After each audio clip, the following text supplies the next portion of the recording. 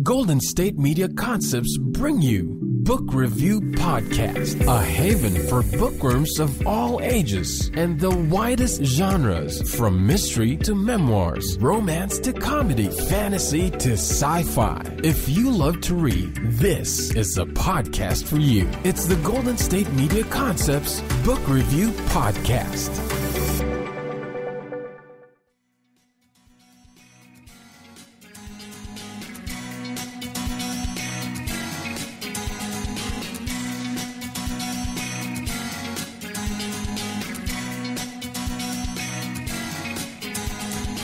Hello and welcome to the GSMC Book Review Podcast, brought to you as always by the GSMC Podcast Network. I am your host, Sarah, and I am excited to have yet another author interview to present to you today. Today I am speaking with author Lisa Jakub about her second book, Not Just Me, and it is a book about some of her struggles with anxiety and depression, and it really resonated with me. I read her first book, You Look Like That Girl, several months ago. And I read it actually a lot in the mornings and afternoons while I was commuting and I was riding the train. And she has this really wonderful, witty way of writing. I kept snorting or laughing straight out loud, and I was getting a lot of weird looks on the train thanks to that book. But she does talk a little bit about her anxiety issues in that book. And I really appreciated the way she was so forthright about them, but also she was able to really normalize isn't quite the word that I want to use, but she just embraces it as a part of her life, as something that she is working through. She's able to look at these issues through a lens of humor and a lens of understanding and learning to love herself because of, or in spite of, these parts of her mental makeup. So I really appreciated that. So when I saw that she had written this second book, Not Just Me, I was very excited to read it because I was interested to learn more about her struggle and the things that she has learned to overcome those issues. I'm not going to make this about me, but I have struggled with similar issues throughout my life. So the whole time I was reading this book, I kept thinking, yes, oh my gosh, yes, that's me. And I know that mental health issues can be very, very isolating for a lot of people. So I'm so grateful that there are books like this that give us those moments to be able to say, yes, I totally understand that. I totally resonate with what you just wrote. I completely get that. Wow. Okay. So it isn't just me. Hey, look, there's the title of the book. Let me read you the excerpt from the back of the book and give you the subtitle too, because the subtitle is great. So it's Not Just Me, and the subtitle is Anxiety, Depression, and Learning to Embrace Your Weird. So that gives you, it gives you, even the title gives you an idea of what this book is going to look like. It's going to cover a serious topic, but there's going to be a dose of humor in there as well. So here is that description of Lisa's book. Lisa Jakub has always been a little weird, sensitive, emotional, introverted. What else would you expect from a former child actor turned writer? But the issue wasn't just an artistic temperament. Lisa was constantly trying to hide her debilitating anxiety and depression. She assumed that retiring from her 18-year acting career and leaving Hollywood was going to be the cure for all of her issues. Guess how that worked out? Lisa was still having 3 panic attacks a day and found it hard to leave her house. But when anxiety-induced vomiting claimed the life of her iPod, she knew it was time to get help. It was time to talk about the things that are hard to talk about. She started to embrace her weird. In searching for a deeper understanding of mental wellness, Lisa explored her own history and reached out to others to learn how anxiety and depression impacted their lives. She interviewed veterans with PTSD and 10-year-olds with sensory integration issues, people with eating disorders and cutting habits, those whose lives were saved by medication, and those who found yoga to be the answer. She went to Colorado to learn about the effects of cannabis on anxiety and attended a meditation retreat in North Carolina to sit quietly for hours and hours and hours in noble silence without a phone. Not Just Me is a hopeful, entertaining, enlightening look at the root causes of anxiety, the latest research on mood disorders, and ideas for how we can all live authentically with more peace, power, and purpose. Part memoir, part journalistic exploration, this book reminds us all that we are not alone. And that is a really good description of the book because it gives you an idea of how it does mix in not only Lisa's own experience, but also a lot of research that she did in preparation for writing this book, and that the writing style is going to be a little bit quirky, a little bit sarcastic sometimes, and just, it's a lot of fun to read, which sounds a little strange when you're talking about a book about anxiety and depression. And of course, there are parts that are hard. There were parts that felt overwhelming to me as I kind of thought about my own things, my own issues, my own life. But overall, it really is this hopeful, enjoyable book that does make you realize that you are not alone. There are other people out there. There are people who embrace their weird and will encourage you to embrace yours as well. And this book also gives you some really concrete ways to go about doing that. Things that you can try, things that you can start looking into. So that's enough for me. I'm going to turn now to my interview with Lisa Jakub about her book, Not Just Me. Hi, Lisa. Welcome to the podcast. Thank you so much for having me. It's great to talk to you. So we are here to talk about your newest book, Not Just Me. But before we do that, I would love for my listeners just to get to know you a little bit. So if you could share whatever you're comfortable sharing, that would be great. Yeah. It's always so hard to know where to start. Right. Let's see. I'm Canadian. Let's start there. I was born outside of Toronto. And I had a little bit of an unusual childhood due to a completely random encounter. I was 4 years old, and I was with my parents in a farmer's market in Toronto. And this guy came up to us, and he worked for a company. They were casting a commercial, and he wanted me to be in it. So because of that totally random encounter, I ended up being a child actor, and acting was my life for about 18 years, starting when I was 4. And so I worked in Canada, in Toronto for many years, and then started going out to Los Angeles and eventually moved to LA and worked pretty consistently. I was in films that did well in the box office, like Mrs. Doubtfire and Independence Day, and I was in a whole lot of like super cheesy TV movies and things like that, and things that were, mostly ending up on the cutting room floor. So I had a varied career. And so when I was in my early 20s, I had realized that I was getting increasingly unhappy in my life. I wasn't passionate about acting anymore. I felt like I was living somebody else's life.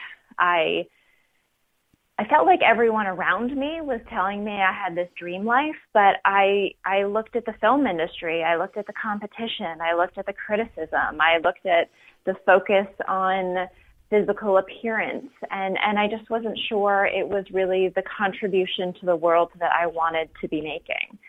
So I took this giant leap, and everybody told me I was crazy, and I quit acting. I left Los Angeles, I moved to Virginia, and it was quite terrifying. I had never really had the chance to go to school. I didn't have a high school diploma. I worked all the time. That was my life. So trying to figure out what to do next without that sort of basis that most other people have of going to school and thinking all through your childhood, what do I want to be when I grow up? I never had that. I already had a resume by the time I started kindergarten. So it was really a time for me to figure out who I was and who I wanted to be. And that all led me to what I'm doing now, which is I'm a writer. And that is kind of the most amazing thing I can imagine.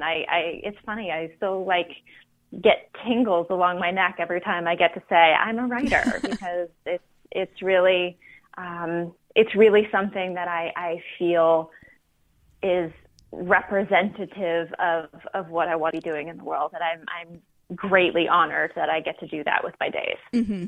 Well, thank you for that. I really appreciate it. Your second book, this is your second book, is called Not Just Me. Can you give us a bit of an overview about that? So my entire life, I have struggled with anxiety and occasional depression. And it's just something that has always been part of life for me. It comes and goes. There are times when it's pretty severe and times when it's not that bad. But it's something that I have had to continually manage since I was about 10 or 11. I remember having my first panic attack. Mm-hmm. So I wrote my first book, which was a memoir, and I was touring around with that book, and I would do a lot of talks at colleges and high schools and conferences, and I would talk about authenticity and things like that. And I would always, in my talks, mention the fact that I have anxiety. And I would always mention it because I thought it was very clear that I was super nervous standing up in front of all these people. So I was like, I just need to cop to this and tell people I have anxiety and let's just put it all out there. Mm-hmm. And I ended up time and time again at the end of these talks having 15 people come up to me in tears saying, I can't believe you're talking about anxiety. Why don't people talk about this? I have anxiety and I haven't told anybody. I don't know what to do. I'm ashamed and I'm scared. And what do I do? And why aren't we talking about this more? Mm-hmm. So it became abundantly clear to me that this is a topic that we need to be talking more about. And so that's why I decided to write this book and really just crack this issue open for myself and give a place and a space for other people to be able to tell their stories and share what anxiety looks like in their life. And this is both a book, it's a book that combines a lot of factual content about not only anxiety and depression, but a little bit about mental health in general. But it's also, for you, an incredibly personal topic. So did that exacerbate your anxiety to decide to write something like this that is incredibly personal? It's really funny because as I was thinking, okay, I want to write this book, there were so many times where I almost chickened out for exactly that reason, where I worried that if I spent 2 years diving into this topic, was it going to make it so much worse for me? Was it going to kind of set me back and negate some of the progress that I felt like I had made in therapy and things like that if I just immersed myself in the topic? And what I found was the complete opposite. It really helped me just to be super transparent, super honest, and really just talk about what my experience was. And I felt like that really helped me to both own it and let it go. So that was a really interesting kind of paradox. But yeah, that was definitely something I was worried about. I'm going to jump in here because we do have to take our first break of the podcast, but I'm also going to share one little thing before we do go to break, and that is, as I was preparing for this interview and doing this interview, I kept thinking, okay, I don't want to say anything that might trigger Lisa's anxiety, because I know that sometimes that can happen, and you never know what's going to do that. But then, of course, that sort of triggered my anxiety, and I kept thinking, okay, this is going to be awkward altogether if I'm worried about triggering her anxiety, but it's triggering my anxiety, which then might trigger. Never mind. Yeah, you can see how my brain sometimes works. That's just my silly little interjection, but we are going to take our first break of the podcast. So stay tuned. You are listening to the GSMC Book Review Podcast, and I will be right back. Always on the go, but the day just won't be one without your Hollywood fix. Let Golden State Media Concepts Entertainment Podcast take care of that. Jordan and Keith is Entertainment Tonight meets Access Hollywood. I'm Jordan. The guy laughing, that's Keith. Yeah, I'm Keith. An all-inclusive look of pop culture.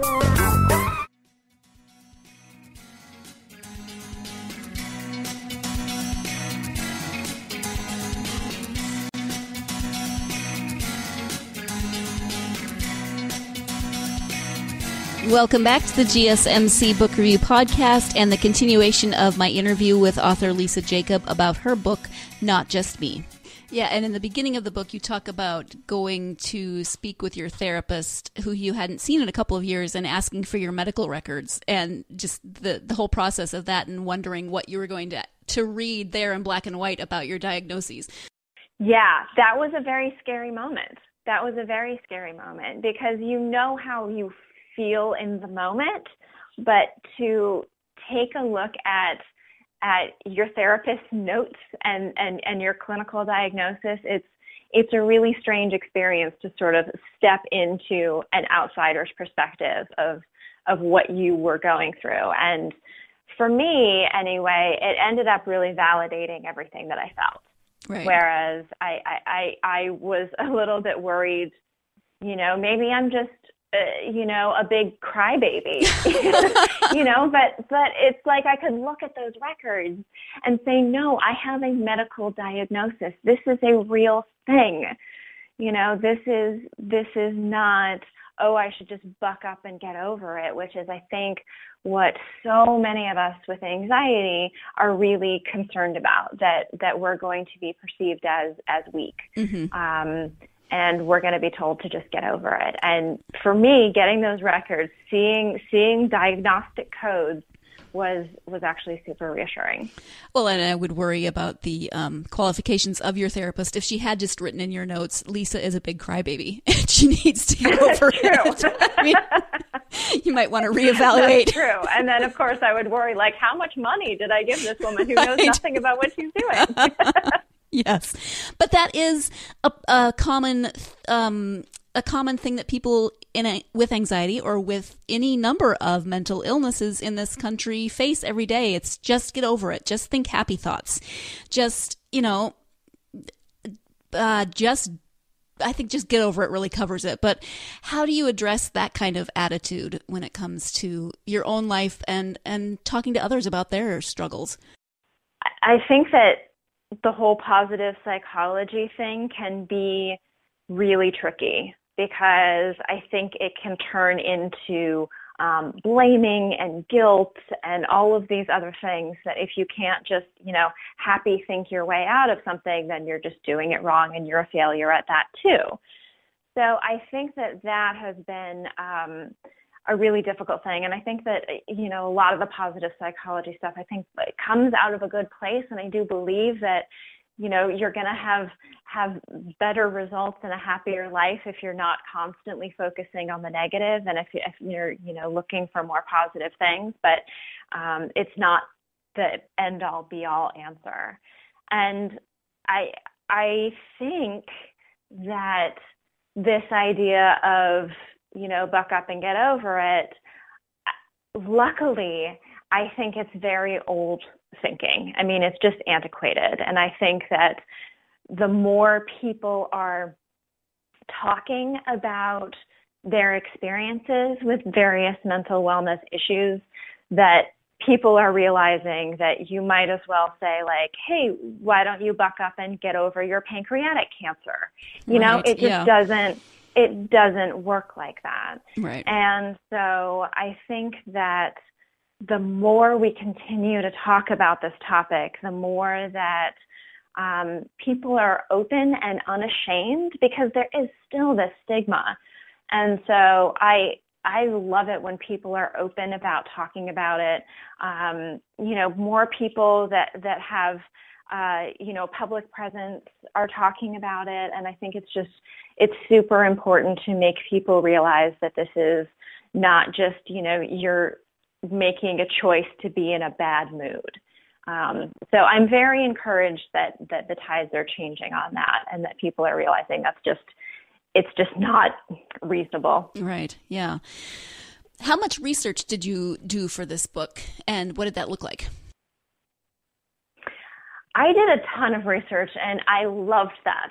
I am such a book nerd, and to be able to just sort of dive into this topic that I have been living with my entire life and I've, done some research into, but to really get into the science of anxiety and depression, really get into reading medical journals about the studies and all that sort of stuff was so much fun for me, and I really enjoyed that. So it took me about 2 years to write the book, and I did a whole lot of research and a lot of interviews with people as well. So that was really important to me, that it not just be another memoir of here's what my anxiety looks like, but I wanted to intertwine that with the research, with other people's experiences, and with really practical tools that people can use and try out. And there is no simple one-size-fits-all answer, but I think for a lot of us that deal with this, we feel like there are no answers. We feel like we're just helpless and it's just going to be like this forever. And I find it really helpful when somebody can kind of throw out 6 different things, like, hey, maybe you can try this, or try this, or try this, and maybe just one thing will work, but that's really all you need. So that was really important to me, to have very actionable, like, sit down and try this today and see if it works for you, things that I could offer to the readers. Mm-hmm. And you said, people tried different things. For you chose not to do medication, and you've tried other ways of handling your anxiety and your bouts with depression. Can you talk a little bit about those alternate methods that you've used? Yeah, so I am not at all anti-medication. I think medication can be incredibly useful and important, and in some cases absolutely necessary.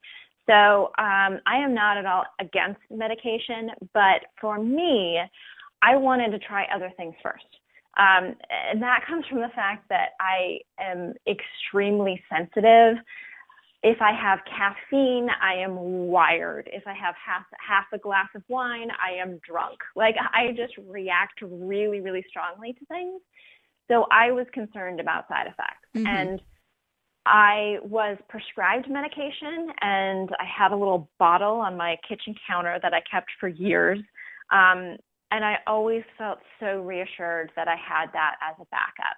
But I wanted to investigate other things as well. So 2 of the things that were hugely important for me in helping get the anxiety under control, meditation and yoga. And those are things that to this day are part of my daily practice. And I consider them to be medication.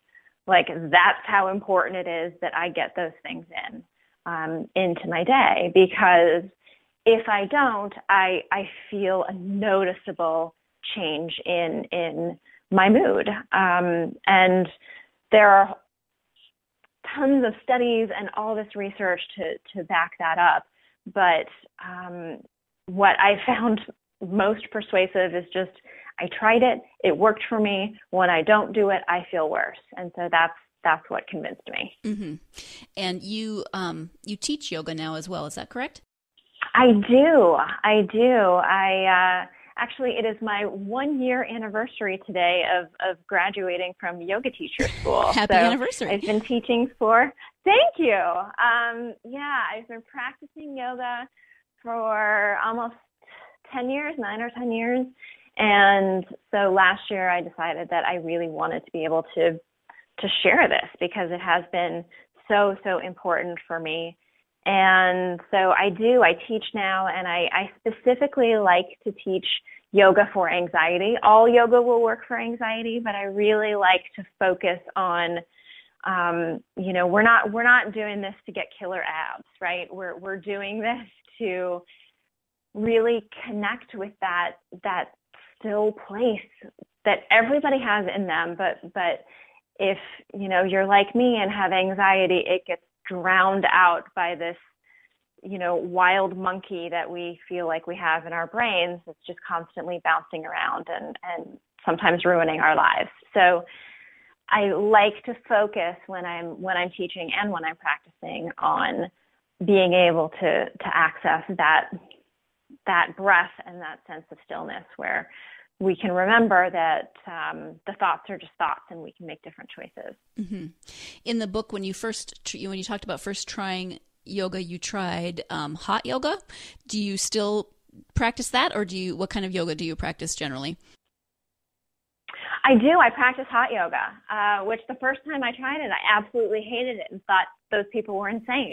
But I kept going back and gave it a few more tries, and I absolutely fell in love with it. So yes, the yoga I practice is hot yoga. The yoga that I teach is not hot. It's basically slow flow vinyasa. And I did my yoga teacher training up at Kripalu in Massachusetts, which is an incredible yoga center. And they have a really wonderful kind of very integrated mind-body system for yoga that is really useful for helping with trauma and sort of processing any kind of anxiety or depression. So that's been something that I've been moving more into, and I really enjoy also is teaching yoga for overcoming trauma and for veterans with PTSD. That's one of the groups that I teach, and it's been a fantastic experience. Yeah. And you also do writing workshops as well that often have a yoga component, correct?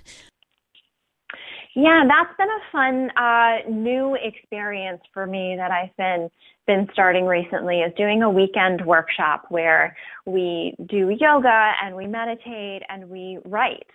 And there are really incredible connections between writing and yoga. And it really is just a great way. If you have those two things working together, you can really kind of process some stuff and get through some of that, those dark clouds that a lot of us carry around. And it's been a really wonderful experience to be able to share that with people. We have, fairly small groups that we do, and we spend 3 or 4 days together working on all this stuff. And it's been really exciting and really beautiful to watch people deal with some of the things that they've been carrying for years.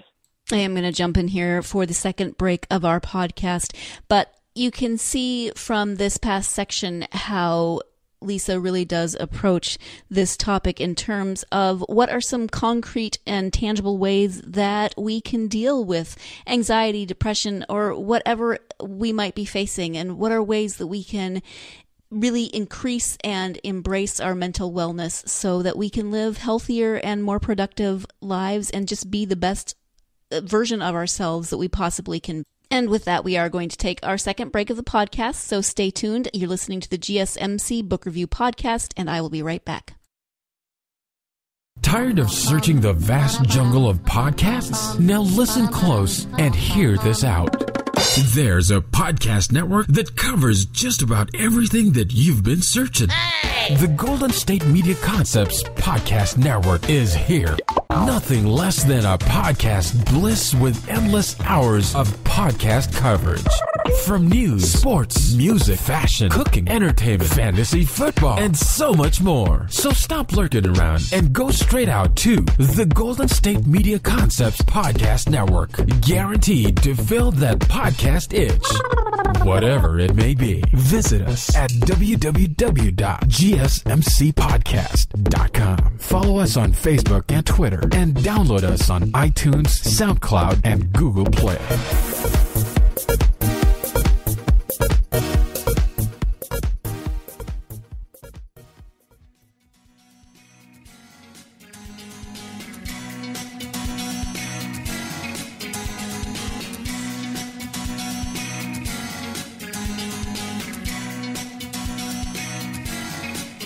Welcome back to the GSMC Book Review Podcast and the conclusion to my interview with author Lisa Jakub about her book, Not Just Me. Is there one overarching theme that you would like for people to take away from this book? I think the thing that I found so incredible as I interviewed dozens of people for this book was that everybody's circumstances were different. I interviewed 10-year-olds who struggled with perfectionism and had sensory disorder issues, and veterans who had PTSD, and people who were cutters, and people who attempted suicide, and people who had eating disorders. And they all had such different lives, and the anxiety and depression tended to present itself in all these different ways. But so many of the things that I heard were so similar. People always feel like it's just me, I'm just weird, and nobody else can understand. They feel like they have to hide what's going on. They feel like, otherwise their lives are kind of okay, so they feel really guilty that this is an issue for them. Like, the same things kept coming up over and over again, and I think it was just such a reminder to me, and I hope that readers get this too, that if you are dealing with this stuff, you are not alone. So many people are really struggling with this, and I think that alone is really reassuring, and I think it's so important to be able to talk about this and to be honest about it. And it's not like, oh, you're just wanting attention and putting it all on you. But what I've realized is that when I talk about these issues, what I'm actually doing is freeing up somebody else to feel like they're allowed to talk about the things they're struggling with too. So it's not just this self-serving thing. It really does help diminish the stigma, and it helps other people to feel like they're allowed to share the things that are hard as well.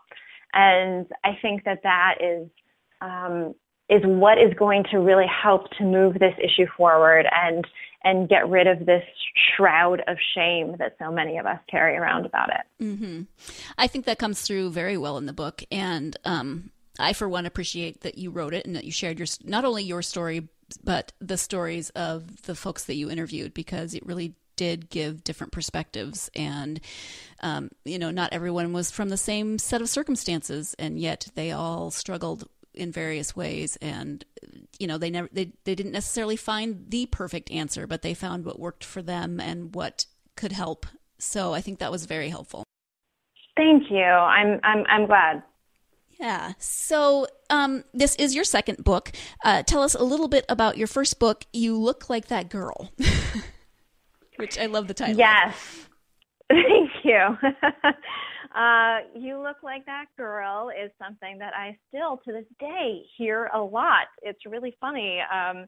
I was working out at my gym the other day, and one of the girls came up to me and was like, "You look like that girl from Mrs. Doubtfire." And it shocks me. The movie was 25 years ago. Uh-huh. But that book is a memoir, and so it's about what it was like growing up in that Hollywood world, and what happened when I decided that wasn't the path that I wanted to take anymore, and I decided to leave Los Angeles and retire, and kind of what that looked like, and how I dealt with the fact that everybody thought I was insane for leaving a fairly successful career in film. So I originally wrote that book just for me. I didn't have plans on publishing it. It was just something I have always loved writing. It's how I process the world. It's how I figure out what I think about things. It's nothing feels real to me unless I write it down. So that is something that's always been important to me since I was a little kid. And so I wrote it after I left Los Angeles, literally just to be like, okay, what just happened? I just blew up my life. Hold on, let me look at this. And it really is a story that I think, even though the circumstances are a little bit unusual, I think a lot of people can relate to it. And that I woke up one morning and went, oh my God, what am I doing with my life? Wait a minute. Is this actually where I want to be and who I want to be? And then how do you deal with the consequences of that? And I think most people at some point hit that moment in their lives where they really have to think, is this how I want to be spending my time? So I wrote it just for me, and my husband read it when I was finished, and he has never been known to humor me about anything, which is one of the things I love about him. And he read it and said, you know what, babe, I think you should try to publish this, because I think it could be helpful to people who maybe feel like they have a different version of success than other people, who maybe think like, you know, this path might look pretty and shiny, but it's actually not the path that I want. And so I, at that point, decided like, oh, maybe I'll see what I can do with it. And then that kind of all snowballed, and I'm so grateful that it did. Yeah. Maybe this is a little preemptive, but are you working on another book, and if so, what does that look like? I am not working on another book. I will be working on another book. Book 3 is in there percolating somewhere, but at this point, I'm really focusing on teaching and doing these the writing and yoga workshops. That's really where my heart is right now, and so I'm focusing more on that. And we also just rescued a dog, so she takes up a whole lot of my time too. Yes. What kind of a dog? Total mutt. Nice. Absolute mutt. Yeah, we even the vet is confused about what she is, Geez. so we don't totally know. But she's about 50 pounds of pure love. Oh. So she's pretty awesome. But she also has anxiety, of course. Oh, well. I would adopt a dog with anxiety. So well, sure. We've, we're working on all of her issues, which of course makes me work on all of my issues. So it's been a really interesting time. Yes. I think maybe the next book needs to be about dog anxiety. I'm not sure. Maybe. Does she do yoga with you?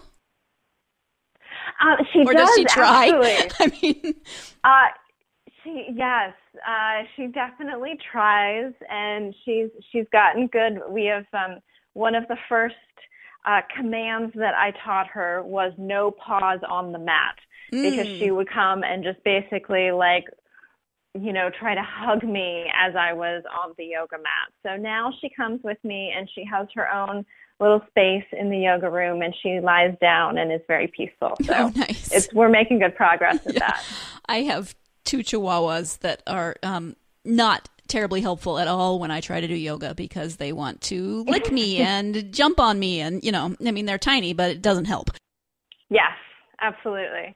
So what advice would you give for either aspiring authors or people who just want to write? I think that's it right there. Just write, which sounds so easy, and it's incredibly difficult. But I think that so many people get caught up in the inner critic and the worry and what is this at piece actually going to be? And I'm a terrible seller, and I don't know if this is good enough, and this isn't original. Somebody's already written something like this. And I think the people who are successful as writers, and successful means they actually write. Successful doesn't have to do with, bestseller lists or Pulitzers. It's all about, like, are they actually writing? The people that are able to deal with all of that, that war going on in their heads, that just onslaught of the criticism and the doubt and the fear and all that, if you can get rid of that, and maybe not get rid of, if you can ignore it, it's always going to be there. Mm-hmm. But if you can turn your attention away from that and towards the blank page and just write anyway, that's the whole key. Okay. That's it. And it doesn't have to be good. The first draft of anything is terrible, always. That's what editing's for. Mm-hmm. But really just getting into the flow of writing, of getting stuff down on paper and editing later. And I think that is, that's the key to all of it. Okay. Thank you. When you take time to read, what are your favorite authors or genres? Oh, I love reading. So I love reading. I read all the time. It's incredibly important to me, so I always make time for that. I kind of read a little bit of everything. Right now I'm reading a really great book called The End of Alzheimer's. So like it's very interesting. So like I read nonfiction, I read fiction. I just read my first zombie book, World War Z, which I'm not necessarily like a zombie person, but I realized I'd never read a zombie book, so I should do that. So I have kind of eclectic taste. Some of my favorite authors, Barbara Kingsolver, I love, in terms of novels. Zadie Smith is wonderful. People who write about writing, Anne Lamott is amazing. Mm-hmm. John Irving, I love because it's just strange. So there are a lot of Haruki Murakami. I love 1Q84 is one of my favorite books. So yeah, I'm a little bit all over the map, but I always make time for that. That's something that has been part of my life since I was a little kid. I used to walk into walls because I was reading while I was walking. So yeah, total nerd. Yeah. I have been there. I totally understand. Yep. Where can people find you on either social media or the internet? Do you have a website? Yes, I do. So it's Lisa Jakub. Jakub is JAKUB.net. And then I do all the social media stuff, so you can find me on Facebook, Twitter, and Instagram. Thank you so much for that information and for everything that you've shared with us today. Is there anything else that you would like to share that we haven't covered? No, I think this has been great. I'm just, I'm grateful for the chance to chat. Yeah. Well, thank you so much for taking the time out of your weekend. I know that you are busy, so I really appreciate that you scheduled me in today, and thank you for the book. Thank you. Honestly, no, this has been just lovely. So thank you. Once again, I do want to thank my guest, author Lisa Jakub, for taking time to talk to me about not only her book, Not Just Me, but her first book, You Look Like That Girl. It was a lot of fun to talk to her about those books. I really enjoyed both of them. I highly recommend either of them. I highly recommend Not Just Me, though, if you have ever struggled with any kind of anxiety, depression, any kind of mental health concerns. It's just a really approachable book to If you've never read a book about mental wellness, mental health, this is a great book to get your feet wet. And, it's full of research and facts. It's full of tangible ways to try to manage your own mental wellness. But also, Lisa states outright that she is not a doctor, that these are things that have worked for her. These are things that have worked for the people that she interviewed. But you should always, always seek help and find ways that you can improve your life, improve your mental wellness. So I just want to thank her again, not only for joining me, but for writing this book and getting it out there in the world, because I think it really is important and we don't talk about it enough. So this is a great and approachable book to, like I said, get your feet wet, jump into reading something about mental wellness and mental health issues. Thank you, as always, for joining me. I really appreciate you, and you're tuning in to the GSMC Book Review Podcast. I hope you will join me again on Thursday. I don't have a second interview scheduled this week. That's very strange for me, but I'm excited to just sit and talk about some books with you. So I hope you'll join me on Thursday for that. In the meantime, you can find all of the GSMC podcasts, not just this one, but all of the podcasts at www.gsmcpodcast.com. You can download all of our podcasts on iTunes, SoundCloud, Stitcher, Google Play, any app that you use for your mobile device. And you can follow us on social media. We're on Twitter, Tumblr, Facebook, Instagram. There's also a blog associated with the podcast, and that is www.gsmcbookreview.com. GSMC.blogspot.com. All of those links are in the show description, so you'll be able to find them. Thank you again for joining me. I hope you'll join me again on Thursday, but in the meantime, go out there and get yourself lost in a good book. You've been listening to the Golden State Media Concepts Book Review Podcast, part of the Golden State Media Concepts Podcast Network. You can find this show and others like it at www.gsmcpodcast.com. Download our podcast on iTunes, Stitcher, SoundCloud, and Google Play. Just type in GSMC to find all the shows from the Golden State Media Concepts Podcast Network, from movies to music, from sports to entertainment, and even weird news. You can also follow us on Twitter and on Facebook. Thank you, and we hope you have enjoyed today's program.